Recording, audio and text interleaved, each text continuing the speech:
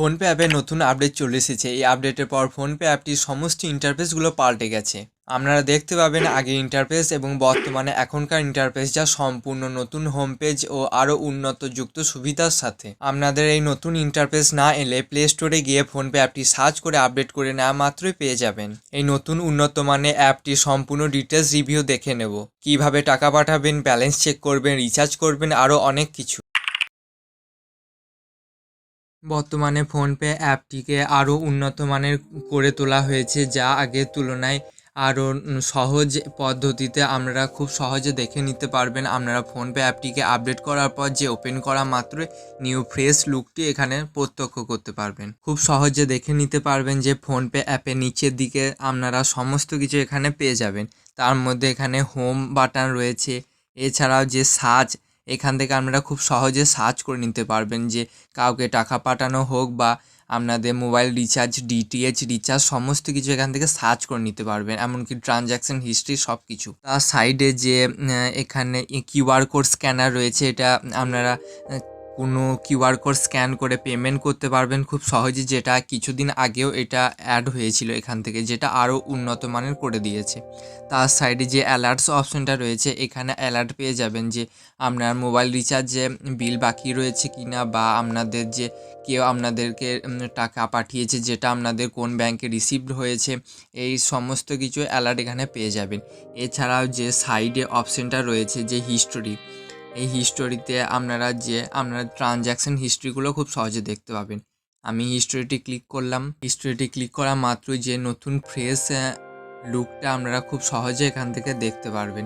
আমি একটু ব্লার করে রেখেছি সিকিউরিটি পারপসের জন্য, এটা আপনারা খুব সহজে দেখতে পেয়ে যাবেন এখানে নতুন ফ্রেশ লুকটা। এছাড়াও যে সার্চ বাটনটা রয়েছে, সার্চ বাটনটা ক্লিক করা মাত্র এখানে ওপরে আপনারা সার্চ করে নিতে পারবেন। ওপরে আপনারা যে কোনো রিচার্জ বা ইলেকট্রিসিটি বিল বলুন বা আপনাদের ফ্রেন্ডসকে টাকা পাঠানো বলুন, সব কিছু এখান থেকে ওপরে খুব সহজে সার্চ করে নিতে পারবেন। সার্চ করে এখান থেকে পেমেন্ট খুব সহজে এখন করতে পারবেন। ফোন নাম্বারের মাধ্যমে টাকা পাঠানোর জন্য যে এখানে যে মানি ট্রান্সফার অপশনগুলো দেখতে পাচ্ছেন, তার মধ্যে আপনারা ফোন নাম্বারে টাকা পাঠাতে গেলে মোবাইল নাম্বার যে দেখতে পাচ্ছেন আপনারা, খুব সুবিধার সাথে অ্যাপটি করেছে, আপনারা খুব সহজেই বুঝতে পেরে যাবেন। মোবাইল নাম্বারে ক্লিক করবেন, তাহলে আপনাদের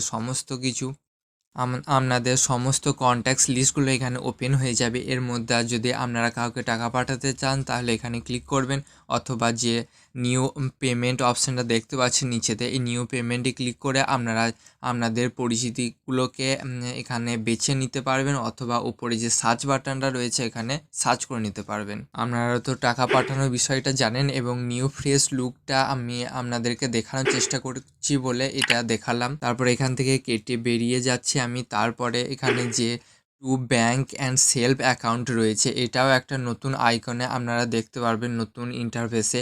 এটাতে ক্লিক করা মাত্রই যে ওপরের দিকে অপশনটা রয়েছে টু সেলফ ব্যাংক অ্যাকাউন্ট, এটা আপনাদেরই নিজেদের ব্যাংক অ্যাকাউন্টে আপনারা ট্রান্সফার করতে পারবেন টাকা, এটা বোঝাচ্ছে।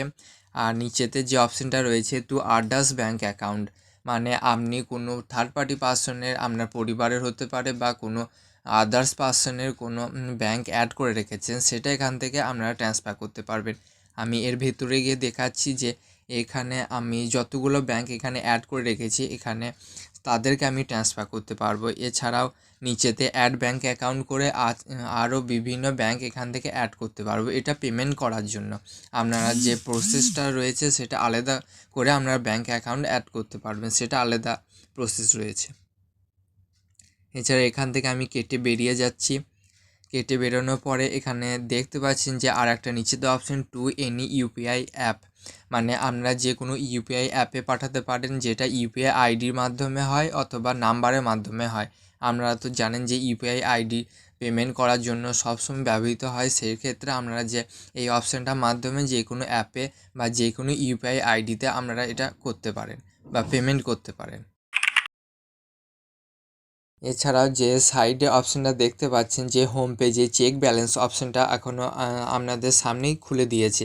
এই চেক ব্যালেন্সে আপনারা ক্লিক করলে আপনাদের যতগুলো ব্যাংক এখানে অ্যাড রয়েছে তার মধ্যে ব্যাংকটা খুলে যাবে, এবং আপনারা চেক ব্যালেন্স খুব সহজে করতে পারবেন। এখানে ব্যাংকটা সিলেক্ট করার পর আগের মতনই ইউপিআই পিন পেজটা ওপেন হয়ে যাবে, এবং ইউপিআই পিন পেজে আপনারা ইউপিআই পিনটা দেওয়া মাত্রই ব্যালেন্সটা দেখাবে। এছাড়াও যে নিচেতে একটু নিচেতে দেখতে পাবেন যে এটা রিচার্জ অ্যান্ড বিল অপশানটা এখানে বড় করে দেখাচ্ছে। রিচার্জ এবং বিল অপশানে ক্লিক করা মাত্রই আপনাদের সমস্ত কিছু রিচার্জ এখানে ওপেন হয়ে যাবে। ওপেন হয়ে যাওয়ার পরে এখানে সামনেই দেখতে পাচ্ছেন যে মোবাইল রিচার্জ করতে পারেন, ডিটিএইচ রিচার্জ করতে পারেন, এছাড়াও নিচেতে ইলেকট্রিসিটি করতে পারেন, কেবল টিভি করতে পারেন, এছাড়া বিভিন্ন করতে পারেন। যেগুলো আগে ছিল সেগুলোই রয়েছে, কিন্তু ইন্টারফেসটা একটু আলাদা করে দিয়েছে, যা আরও দেখতে সুন্দর এবং আপনাদের হাতের কাছে সমস্তটা পেয়ে যাবেন। এছাড়াও যদি আপনারা হোম পেজ থেকে একটু নামিয়ে স্ক্রল ডাউন করেন তাহলে এখান থেকে আরও বিভিন্ন অপশান এখান থেকে পেয়ে যাবেন। এখানে আপনাদের ইউপিআই আইডিটা দেখাবে, যেটা আমি একটু ব্লার করে রেখেছি সিকিউরিটি পারপাস অনুযায়ী।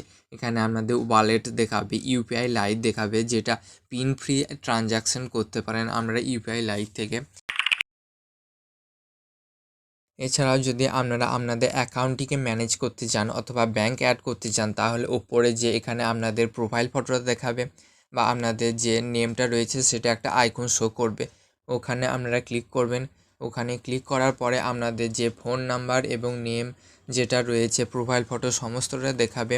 নিচেতে আপনাদের কিউআর কোড এবং ইউপিআই আইডি অপশানটা পেয়ে যাবেন। এখানে টিপলে আপনাদের কিউআর কোড এবং ইউপিআই আইডিটা এখানে দেখাবে।